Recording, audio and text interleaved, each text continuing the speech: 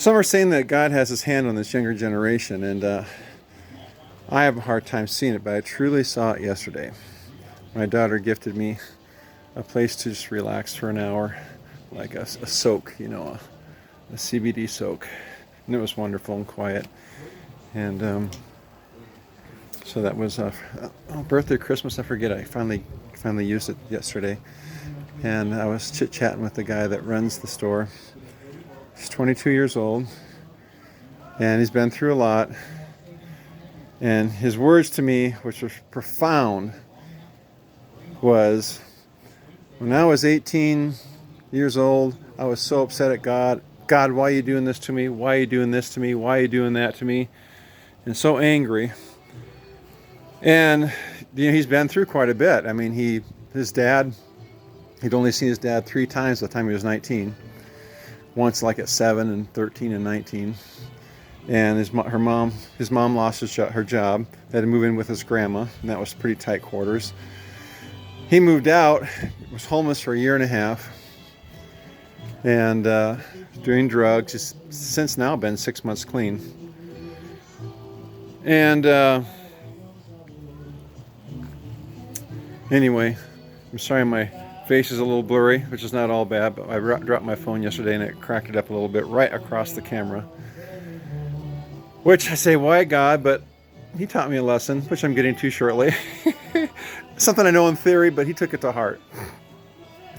So on drugs, found some friends finally after so many months, to move in with, to get off the streets. Decided he wanted to come back to Denver. And during this time, I'm not sure when, he spent a couple years as a preschool teacher and loved his kids. So I met him yesterday, his first day at work, kind of teary-eyed because he was missing his kids that he saw from 3 months to 3 years just grow by the day. And what a tender heart this guy has, considering what he's been through. And so he said he calls his dad, just finally mans up, calls his dad, who lives in Denver. He said, Dad, I want to come back to Denver. And his dad said, you know what, I got a place for you. With him, of course. He said, a couple of years ago, I prepared 2 rooms, one for you and your brother, should you ever come back. Talk about God looking out for this guy. I mean, he feels so blessed now.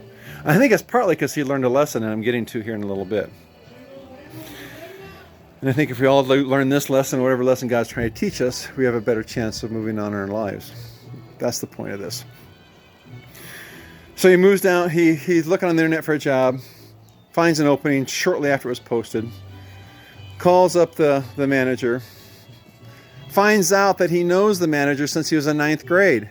I mean, what are the odds? So, of all the postings of all the jobs available in Denver. And so, they just have a great little reunion. She's looking out for him, and he loves his work. It's really well suited for him. So the previous night, it was his first night at his dad. This was his first day at work. And we got to discuss a few things. And the point I'm trying to make is just such deep wisdom that really touched me, and hope it touches you as well. He said, I was angry when I was 18 because I was saying, God, why is this happening to me? Why is this happening to me? Why is that happening to me? And then he said, I realize it's not happening to me, it's happening for me. It's not happening to me, it's happening for me. This guy is so deep in wisdom. Beautiful kid. And I thought, wow, we have something to learn from our younger people.